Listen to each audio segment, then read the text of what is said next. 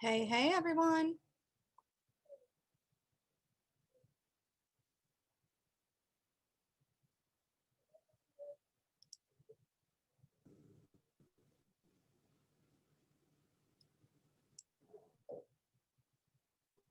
Emma, are you driving? Y'all make me so nervous. Don't drive and watch class.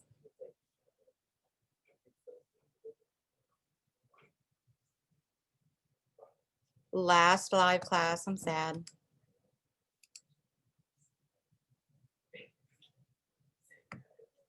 Sarah, you couldn't get into the PowerPoint I just posted? Hang on. Okay, you should be able to do it now. Try again and let me know if y'all can get to it. I just posted today's slideshow. Let me go close my door. I have live class, y'all, so I'm gonna close it.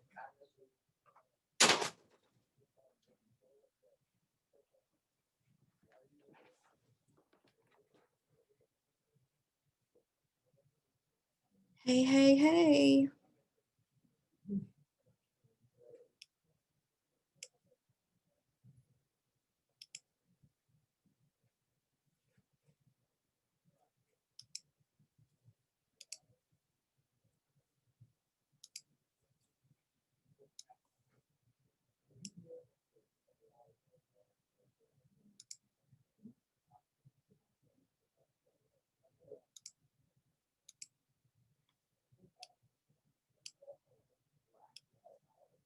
Okay, y'all, I just posted this one, so if you looked for it, you might even have to refresh your Moodle page.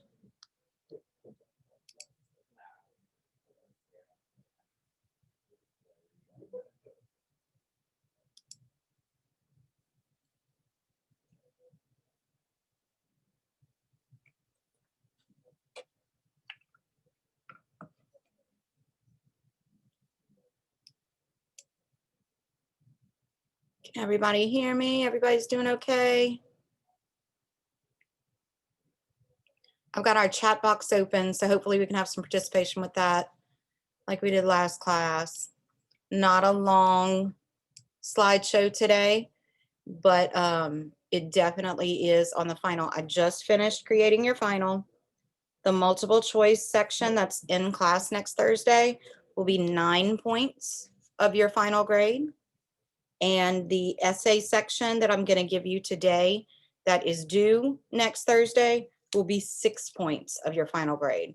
So in total, the final will be 15 points of your final grade. So you should, I'll get those school comparison projects. If I haven't graded yours yet, I will have it done by tomorrow. That way, the only outstanding grades you have in this class are your final and your field experiences, which I hope to get to maybe this weekend, if my kids let me. If not, definitely Monday. So going into the final, you'll know what you need to get in order to get the grade that you would like. Did everybody see my email about the bonus points for spices? Yes, I've got boxes all around not Polk anymore, College of Education and Behavioral Sciences. My GA and student worker put up boxes all around Polk.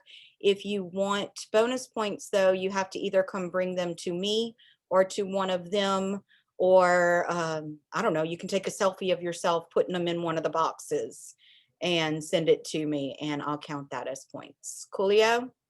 It's a really good cause, y'all, for Mom's Pantry, which is the food bank here on campus. Okay, let's get this out of the way. Last lecture of the semester. Please try to participate in the chat box as much as you can. So what did I do for today? I left the last week open just to wait and see what I wanted to cover.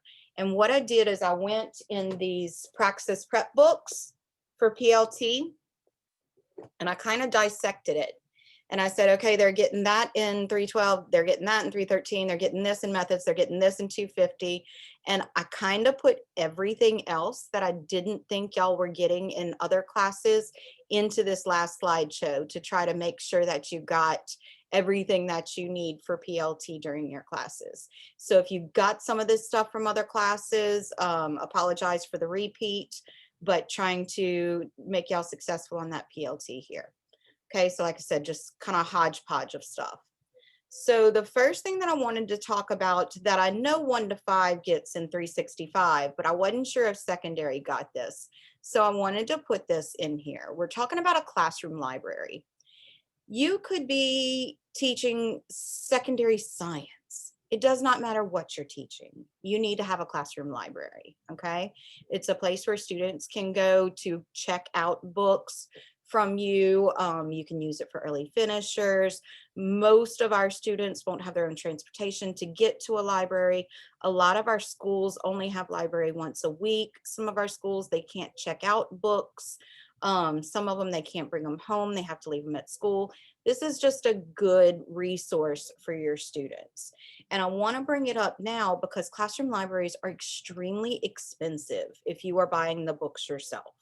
So what did I personally do? When I was about your age in 1922, I started begging.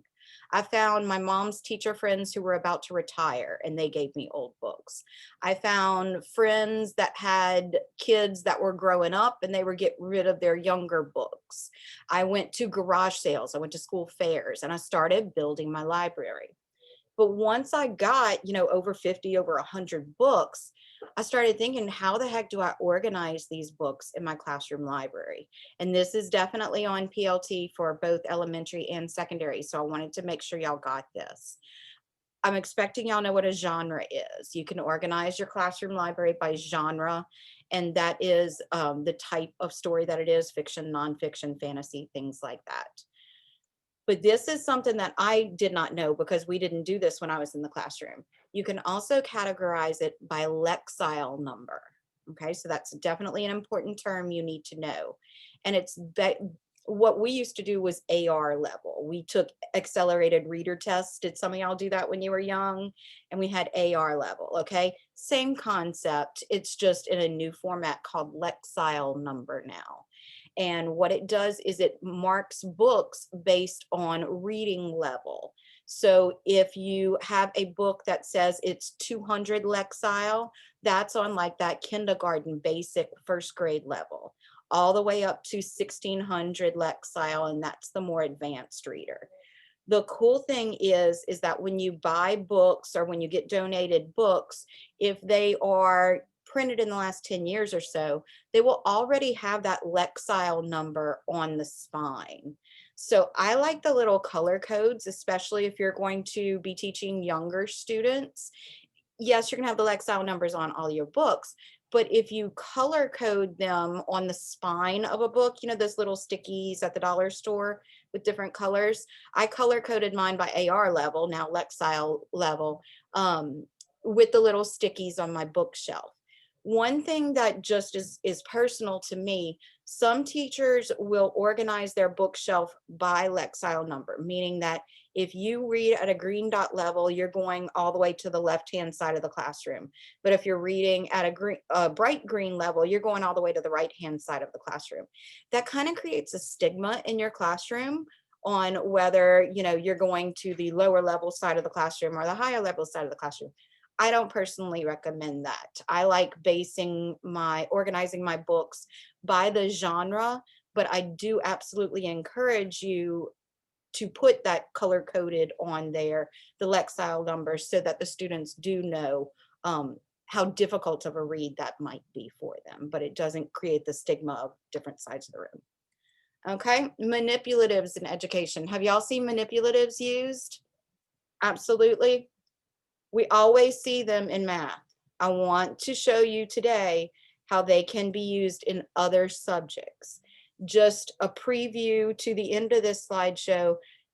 Part of your final exam is to create 2 homemade manipulatives for your future classroom. So as we're going through this, keep that in the back of your mind. I see some eyebrows going up like, wait, arts and crafts. But Justin, you laughing, you're the one I saw. But yes, we're gonna be doing some arts and crafts in here for our future classrooms. So first, this is a PLT thing, a PLT term that I want you to associate with manipulatives. If y'all taken your psych courses, you know what a constructivist learning model is, okay? Just to make sure our final is next Thursday. Yes, I'll get to that. So why is it constructivist? because it is active learning. It's not passive learning. Okay, so hint, hint, that's a final exam question. It's constructivist learning because it's active learning with manipulatives. So y'all have all seen manipulatives with math instruction. I did a couple of cool ones here. You've probably seen the Legos with fractions. Real store-bought manipulatives are expensive. If you go to the dollar store and get little things of felt, you can cut out your own shapes. You can cut out all these things. So I want you to see that not all manipulatives have to be store-bought while we're doing this. So math, you're probably familiar with. Let's talk about other kind of manipulatives. For English language arts, I went to observe one of my student teachers that I'm university coordinator for yesterday, and she had made these little cubes and laminated them. And she was in a first grade class, and she wanted her students to inquire something about the tortoise and the hare story that she just read. Hope she doesn't mind me talking about her lesson. But when you ask little first grade students, tell me a question you have about the story, their brains are just going to go all over it. They don't know how to focus in. So she had these little ELA cubes where they rolled their cube on the desk, and it had either who, what, where, when, or why. And they had to come up with a question about the story based on that question word that they rolled. I just thought that was a really cool use of manipulatives. You can also see sounding out words here. They talk about manipulatives for poetry for older students, where you can cut out words from magazines to make real poetry in the classroom. I thought that was pretty cool. Manipulatives for grammar, where you have flashcards with words and they have to arrange them in the correct order based on parts of speech. All kind of very cool stuff for ELA.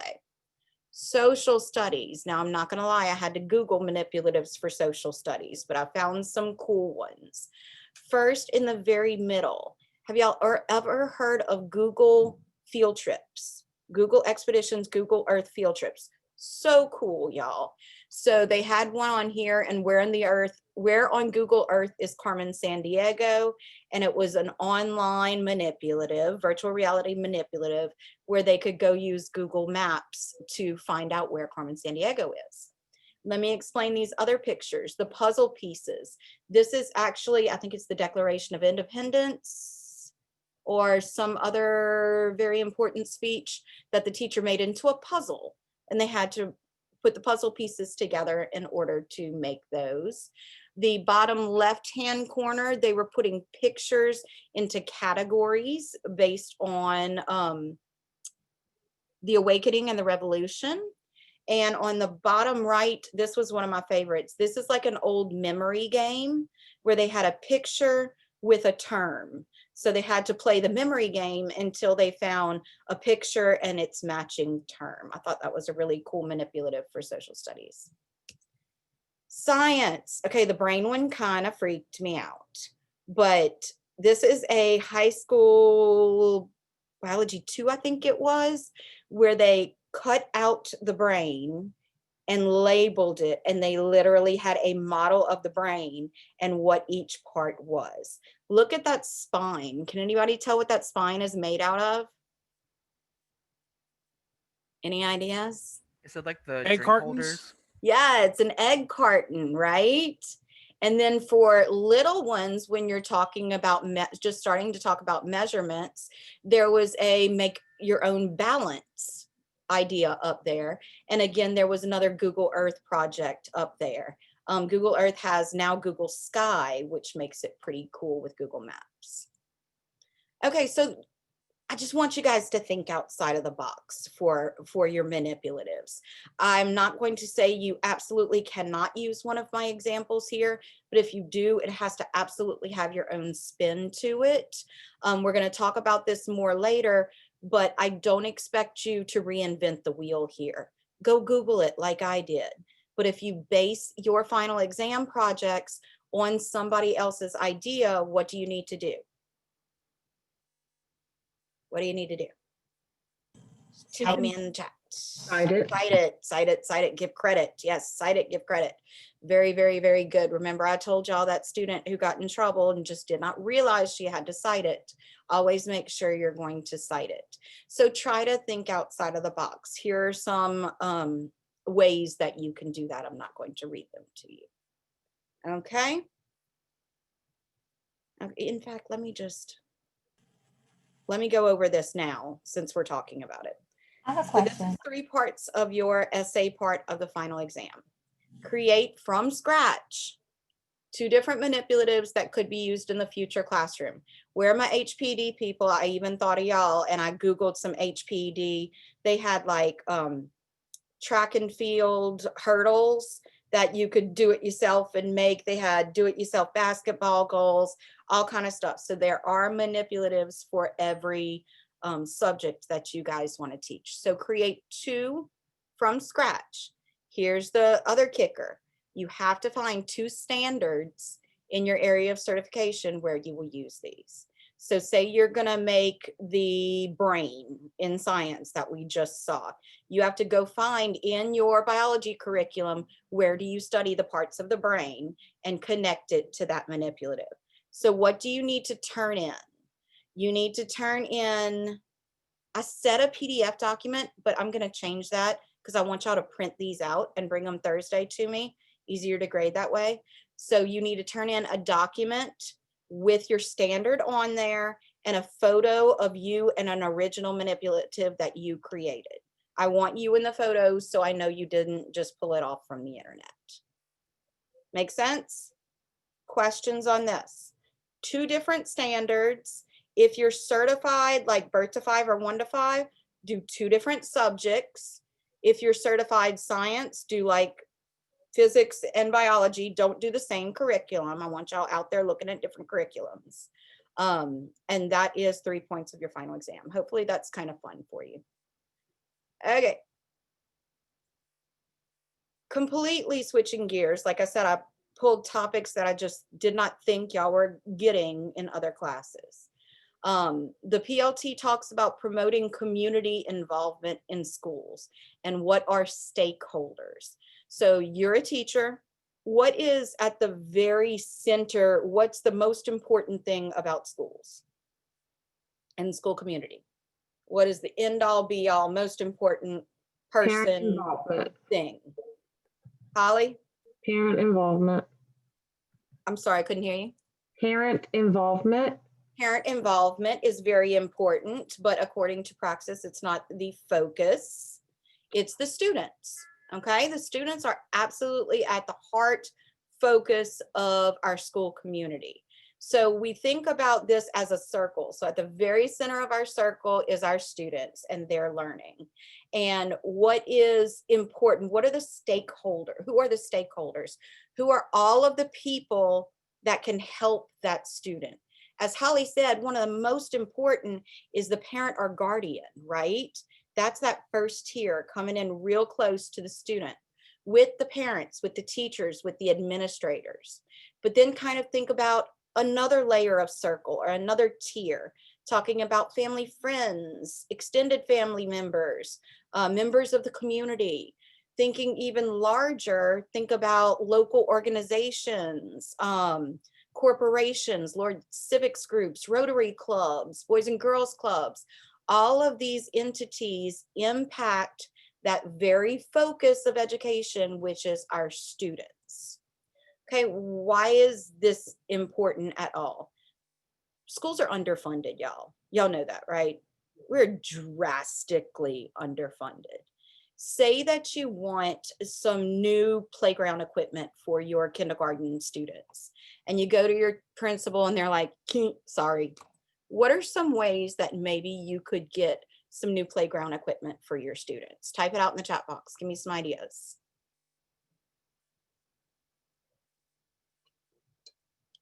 A grant, fundraisers, donations, box tops, very good. Donations, elected official support. Oh, I like that. Okay, so let's go to each one of these and tell me, who does that involve? So donations, who could that involve? Parents, extended family members, family friends, neighbors, that could be any of those, right? Fundraising, local businesses, grants, large corporations, large civic groups. My husband works for BP Castrol. They have a grant program that schools apply for every year. They give lots of money to them. So that's why stakeholders are so important, because of those limited funds. Let's talk about other things. Extracurricular activities. Have y'all ever seen students go on a field trip to a judge's office or to the fire station, or all of these community stakeholders to get extracurricular activities and opportunities like that? Opportunities for interactions. How many times do we have guest speakers come into our classrooms from the local community? Career day, career fair, job fair, a doctor come in, a vet come in with a bunch of animals. These are all our stakeholders. And of course, financial support. Okay, this is a third topic, completely separate once again. Staying at the top of your field. Have y'all heard the term professional development? Okay, when you hear as a future teacher the term professional development, what's the first thing that comes to your mind? Type it in the chat box. Be honest. Mine would be boring. Meetings, podcast, conferences, days off for students. I love it. Conferences. What does traditional professional development look like for teachers? Teachers are sitting in the cafeteria and there's an expert at the front of the room, right? And what are the teachers doing? Sleeping, grading papers, complaining, making faces, texting, Facebooking, right? Texting, exactly. So we're talking about non-traditional professional development, okay? Being told how to teach by someone who has not been in the classroom in years isn't that true. Conferences. If you probably have never been to a conference. The first conference I went to, I was so overwhelmed because I did not know what to expect. So what is a conference? It is a meeting. You're sitting down in a room and you're learning from someone at the front of the room. But why is it better than just traditional professional development? Because at a conference, at one time slot, there will be anywhere from 5 to 100 sessions for you to choose from. So if I already know how to make a Jeopardy game in PowerPoint, I don't want to go to that session. I already know how to do that. If I know I don't have any funds, I don't want to go to a session that requires me to buy a piece of equipment to use it in the classroom. If I'm teaching pre-K, I don't want to go to a session on writing across the curriculum. Make sense? So conferences are cool because they usually will focus on an area, say a science conference, a technology conference, an early learning conference, but you'll still have a bunch of sessions that you can choose from at the same time slot to make it more meaningful for you. Workshops are usually short little things. I go to workshops all the time. They're usually 20, 30 minutes and just focusing on one small little thing. And very popular with COVID, of course, is webinars, and they are online workshops. There is one that I'm going to recommend to you guys, and you're going to roll your eyes and nobody's going to do it, but I'm going to say it anyway. Google. You guys are very Google savvy. There are 2 certifications that Google gives for teachers, and it's Google Educator Level 1 and Google Educator Level 2. These are probably tests that you guys could pass without studying. They're $10 a piece, and they give you something to put on your resume that really distinguishes you from another applicant for the position.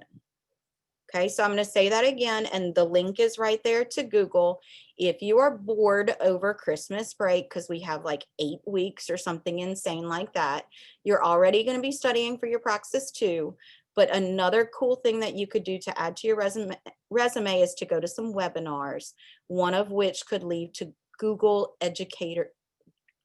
Certified Educator Level 1 or Level 2. Leslie Fisher is another one of my faves that does free webinars. She does chats and wine on Friday night, where she's literally in her house with a glass of wine and a bunch of us Zoom in and we learn about different technology tools for the classroom. So I wanted to give y'all the link to hers, and hers are all free and wonderful. And she's very funny. Okay, so start your professional growth now, along with webinars and professional development and conferences. You can also join professional organizations.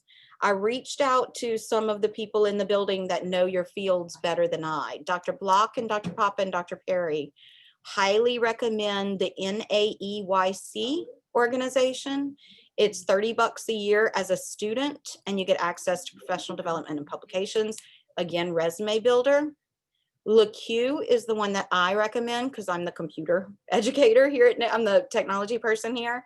It's the Louisiana Association of Computer Using Educators. It's absolutely free to sign up.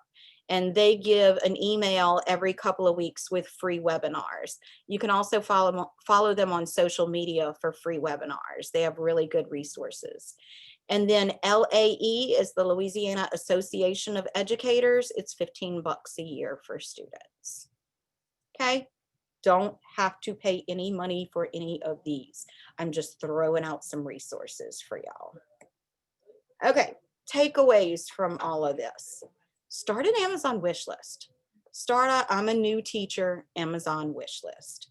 What can be on theirs? Manipulatives, books, resources, chart paper, expo markers, rugs, organizational cubes, anything. And that way, when you go through your coursework and you go into these observations and you say, ooh, that teacher had this little crate in the center of 4 tables and it organized all the kids' materials really well. You can be like, ooh, I'm going on my Amazon wish list and I want 6 of those for my future classroom. Then when you send out your graduation announcements, you send out a little link with a QR code to your Amazon wish list, and people might help you start your classroom. Start collecting books. Get in touch with teachers that are retiring. Get in touch with parents whose kiddos are growing up. Look at church fairs, school fairs, used book sales. I know that a lot of times outside of the LRC, our professors will put up books free to a good home. And what should you be thinking about when you organize your library? Genre and what else? What was that level thing called? Lexile. Used to be AR, Lexile. Thank you, Kayla. Very, very good. Start organizing them by Lexile number. And then start your professionalism and community relations binders now. Maybe you'll see a good resources for students with intellectual disabilities in Dr. Shaman's class. Ooh, start writing that down. Put it in a professionalism binder. That way, when you get into your classroom, you're collecting all of these resources. Okay, essay part of final. This is 3 points. This is manipulatives. 2 different standards from 2 different areas. That's important, guys. 2 different areas. Don't give me 2 first grade science ones. Okay, 2 different areas. And then actually create the manipulatives. Take a selfie of yourself with the manipulatives. Give me the standard and the selfie when you come to take your final next Thursday. That's 3 points. Remember, the final exam, all total is 15, so that's 3. Second part of your take-home final is also based on today, and it's going to be based on that professionalism stuff that we talked about. Select 1 standard, again, different subject grade level than you did with the others, and I want you to do 3 things with that standard. First, find an article that interests you in a professional journal. So your textbook on page 7 has web links to all professional journals. I am not talking about peer-reviewed research articles that are like 40 pages and very hard to read. Not talking about that. I'm talking about these practitioner-based blogs, practitioner-based articles where they say, I was having really hard time teaching urban, rural, and suburban to my 2nd grade social studies class. This is what worked for me, and it could work for you too. And you read about it, you say, oh, that was a good idea. I might be able to use that. That's what we're talking about. Highlight that in yellow. Then we talked about, before midterm, we talked about a PLN. Anybody remember what PLN stands for? Shoot it out in the chat. Personalized learning network. Nope. Come on. Personal learning network. Personal learning network. I swear things went out y'all's ears after you took the midterm evaluation, right? Personal learning network. That is, go on Facebook, go on Twitter, go on Pinterest, go on whatever you youngins are using now. I use Twitter for my personal learning network, because if you go on Twitter, you can search by hashtag. So say I'm doing a 7th grade social studies lesson on World War II. I can type in hashtag 7th grade social studies, or hashtag World War II, or hashtag 7th grade social studies World War II, and just see what comes up. And it's amazing what you'll find. If you have a struggling reader in your pre-K class, or a struggling writer in your pre-K class, and they can't grip a crayon correctly, you can say hashtag pre-K pencil grip or something like that, and you can get ideas on how to help with that. Highlight that one in green. Lastly, explore or join. I'm not saying you have to join, because not all of them are free. Explore or join a professional learning organization. I put 3 in this slideshow. There are a lot more on page 6. The 3 that I put were just for Louisiana. The ones on page 6 are more national organization. And give me a screenshot of either you joining or what you found when you were just exploring this one. We created PLNs in Ed 251. Can you use that too? Absolutely, Justin. If you are in Dr. Dempster's 251, you already know what a PLN is. Use that in order. Remember, all 3 of these are tied to one standard. So you're going to go pick out one standard, and then you're going to find a journal article, something from a PLN, and then something that you can learn from a professional organization that might help in that area. Questions, problems?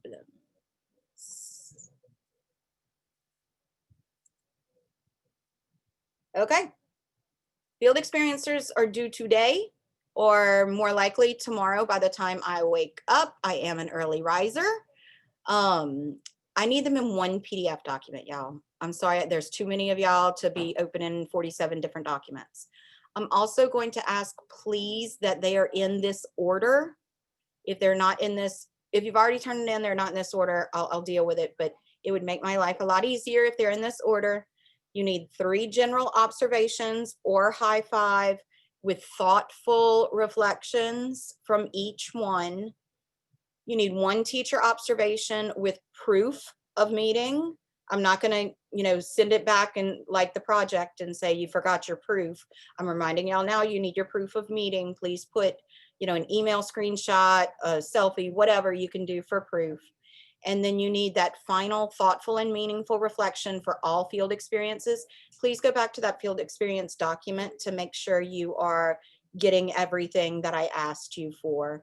And then you need a screenshot of you turning in your online demographic form. Okay. And I believe that's 9 points. So this is a substantial amount.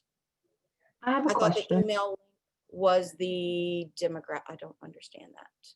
So I have a question. When we sent the demographic, it said it Have sent to you feel, who was saying that? Holly. Hey, Holly, what's up? When we do the demographic, it says that you are sent an email. And I had asked you about that, and you said you received an email when we turn it in. And I just need to I know. thought that- I thought I did, Holly, but I do not. You can just go, don't stress. Go to your junk mail, find that email that says you submitted it, and send it to me.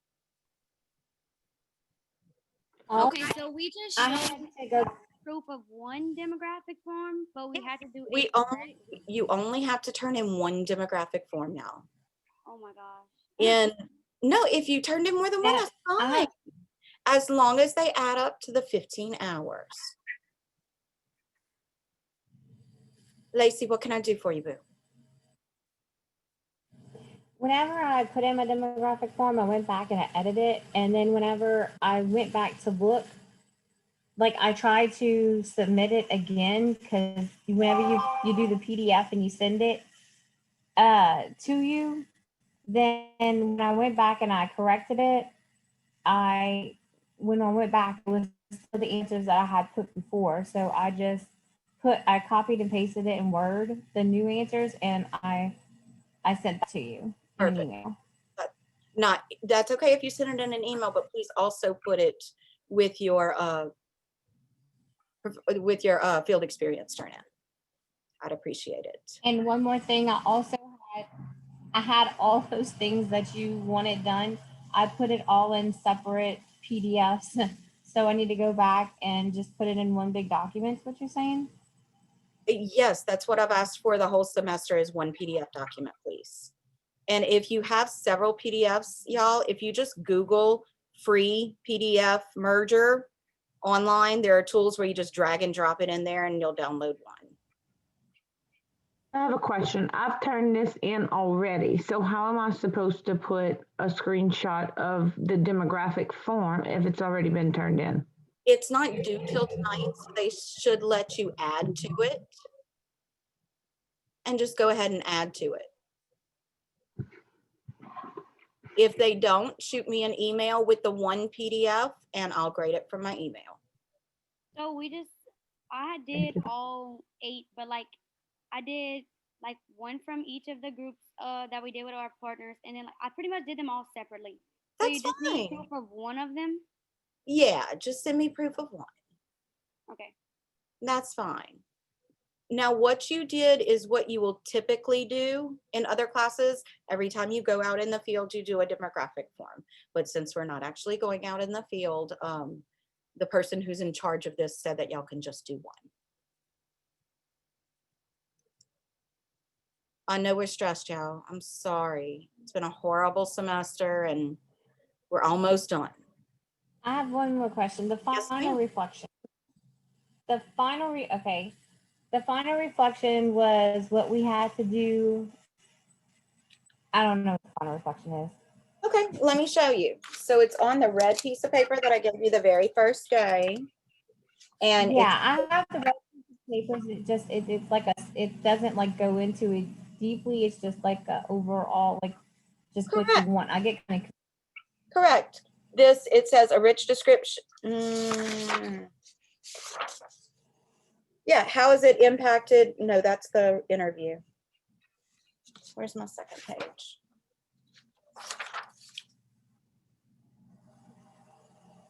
Yeah, part 4, summary reflection. Discuss your overall experience within each classroom. What are some positives? What are some negatives? Despite the impact you think these occurrences have on student learning, what are some things you would do differently? How would you do them differently? If you love the experience or classroom, why? If not, why? Basically, I want you to give me some takeaways. I want you to give me, I really liked the way this person did this, and I want to do this in my future classroom. I really hate the way this person did this. I will never do it in my future classroom. I really liked watching a 3rd grade classroom when I always thought I wanted 6th grade, and now I like 3rd grade. Just big takeaways, things like that. I imagine that those of you that do high five are going to have much more to say than those that just went to watch videos. one more, and I swear I'm gonna stop. So I went to high five and I wrote 3 different reflections of 3 different times I went, and that was the reflection that you're talking. That those 3 reflections. Those are the individual reflections, Lacey. This is just a couple paragraphs at the end talking about everything all together. Okay, the NIET videos, just everything together. Okay, and let's go back to this. Last is final exam. Next Tuesday, I'm going to come on Zoom and do a little review session. Remember, the final is not cumulative. Repeat, is not cumulative. It is on, I just finished it. It's on 4 slideshows. It's on today. It's on the assessment slideshow. And then we had 2 NIET rubrics, teacher knowledge of students and assessment. It's 18 questions. They're all copied and pasted from PLT books. I will recommend, and I'll do it again Tuesday, there are a couple of terms that are tricky. Norm referenced, criterion referenced, reliable, valid, summative versus formative. I recommend that when you get your piece of paper on Thursday, write them up at the top, write the little definitions up at the top. Because I'm not going to say the definition of a summative assessment is, and give 4 definitions. What I'm going to do is say, Miss Smith gave a unit test at the end of 4 weeks of teaching about poetry. That is an example of a formative, summative, diagnostic, authentic, meaning that's at the end of a long period of time, and that's going to be summative. So it's going to be applying some of those definitions. But if you know the definitions, you're going to be just fine. But those 3 sets, the norm, criterion, reliable, valid, and the different types of assessments are important also. In class next Thursday is the objective exam, same place as our midterm, that whole wing down there. It won't take you 5 minutes if you studied, and you'll be done. Questions, problems? Emma, so the demographic form covers the assignments with the group, the observation. Yep, sure does, Emma. And it should add up to 15 hours. Remember, the Spice Drive can get you up to 2 bonus points. If you did extra high 5 for bonus points, you need to get that in. And that's just a selfie and the date. And that's all I got for you. I have one more question. I turned in all of my stuff on the 23rd because you asked us to turn it in before the 25th if possible for a bonus point. And now we have to resubmit this other part for the demographic form. Does that cancel out the bonus points? Because that wasn't told to us before. No, Holly, that will not kick. Okay, thank you. Is it all multiple choice or will it be like the last? It is 18 multiple choice questions. Very, very straightforward. Do I just do the Zoom with your GA again? Yeah, if y'all are at home because of high risk, just get in touch with either Ryan or myself and y'all can Zoom in just like you did for the midterm.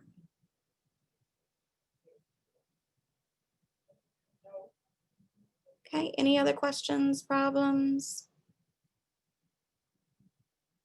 Okay, so the only thing y'all have left for me is the field experiences by tomorrow wake up. I have a question. I'm sorry. Not at all. Okay, so with the teacher interview, we don't have to make any like documents. All you want is just proof that we did an interview with the teacher.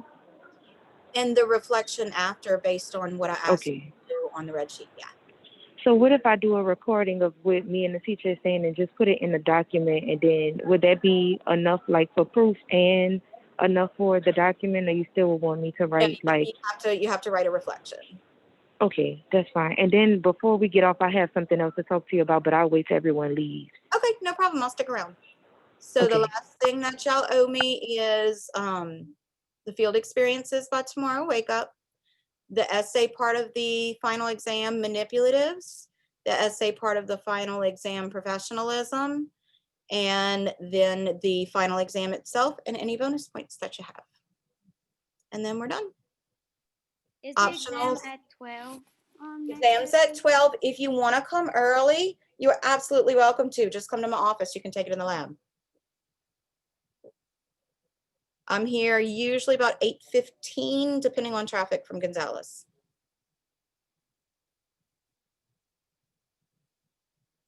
Anything else, y'all? Okay, have a great day. If you have an individual question, just stay on.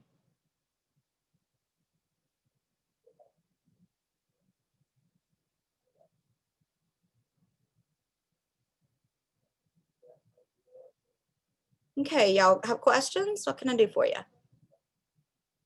Okay.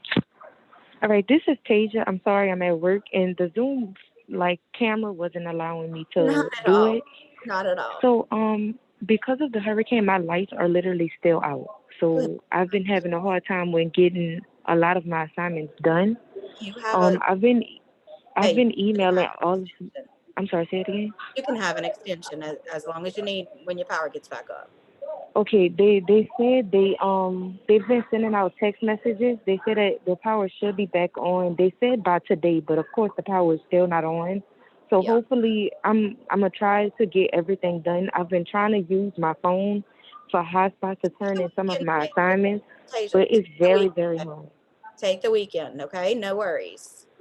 Okay, I just wanted to make Call the sure. network company, no problem. Okay, all right. Thank you so much. Of course. Have a great day. Same Kristen, to you. you Bye got bye. something? Nope. Okay.